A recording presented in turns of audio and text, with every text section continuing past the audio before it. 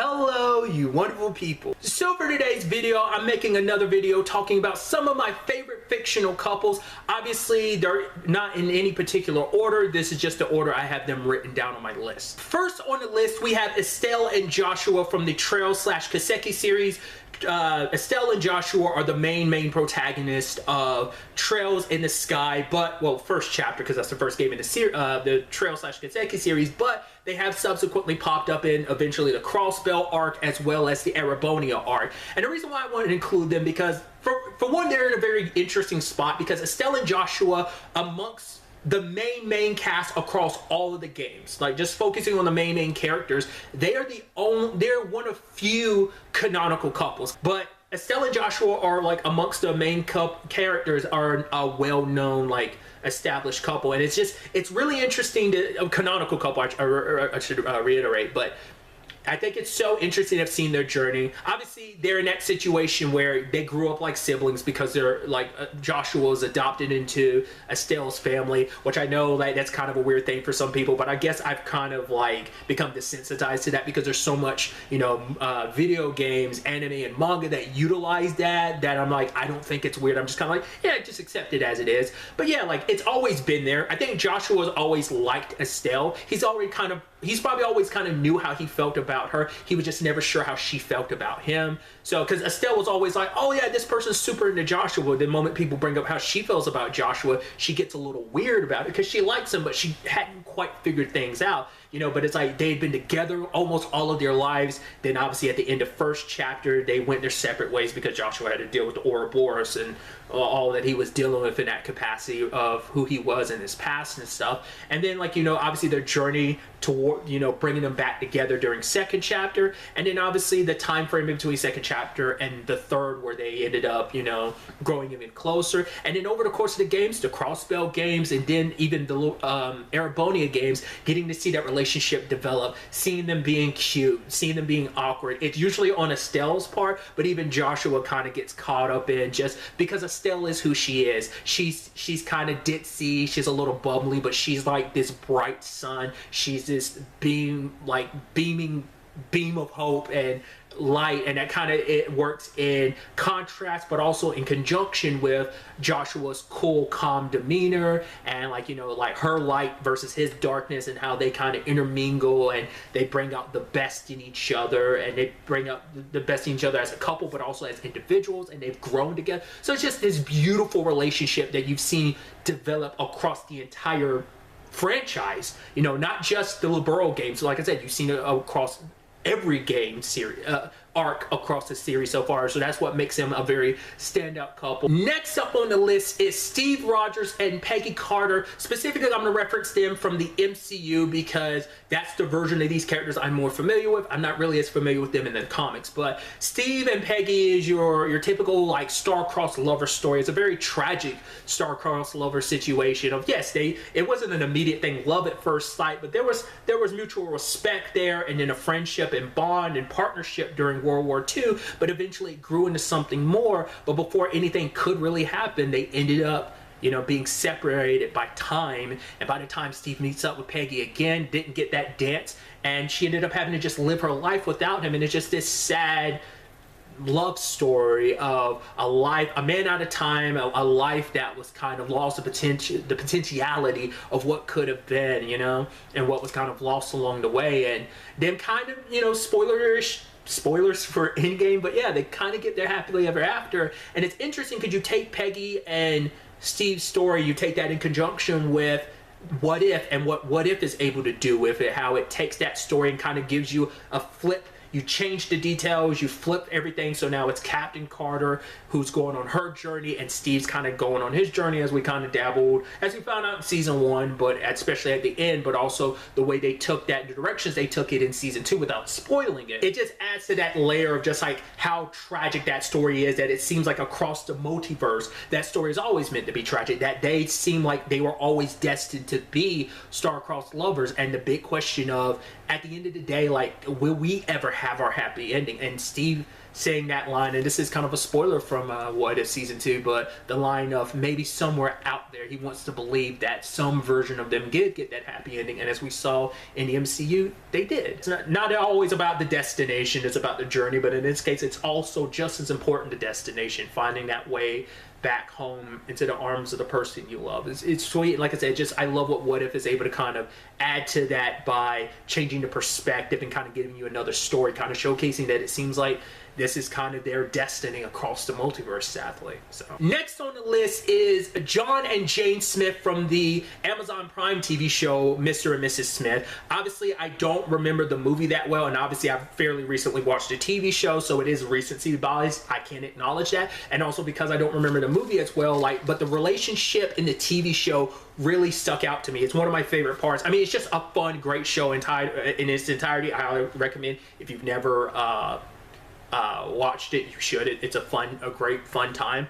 But what I really like about this dynamic is obviously it's a switch on the movie dynamic where it's like, hey, they didn't know each other was a spy when they got together and they find out after the fact. In this case, it's like, no, we both went into this situation. We were actually purposely put together. We both are complete strangers, but we know, hey, we're in this spy game playing the role of a couple, a married couple.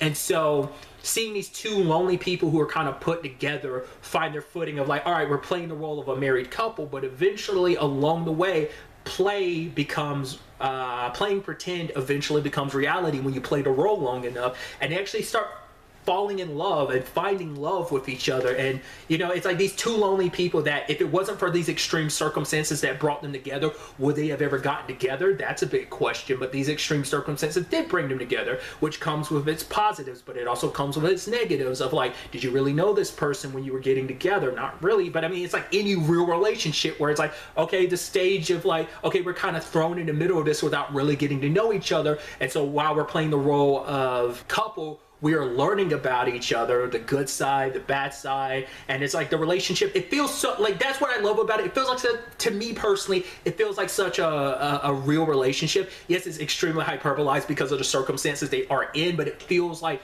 a real relationship that's grounded, but it's like surrounded by all this extreme, exaggerated craziness. And that in itself, once again, plays benefits as well as detriments to that relationship, and they have their ups and downs. But it's, to me, it adds to like how real it is and how beautiful it is and how sad it can be at times, and it just, there's something real and beautiful about it in a lot of ways. And I think it's just, you know, I think Donald Glover and Maya Erskine do such a fantastic job together in these roles, and I think they do such a good job of playing off each other, and they add a realness and, like I said, a groundedness to this relationship in a lot of ways. And being able to take that journey over the course of those 8 episodes of the first season, I think is wonderful. So I will once again acknowledge my extreme bias because I have my recency bias, but I still think it doesn't take away from it being such a beautiful depiction of a relationship, and just a relationship in general, how they not only came into this relationship with a lot of their own issues and baggage,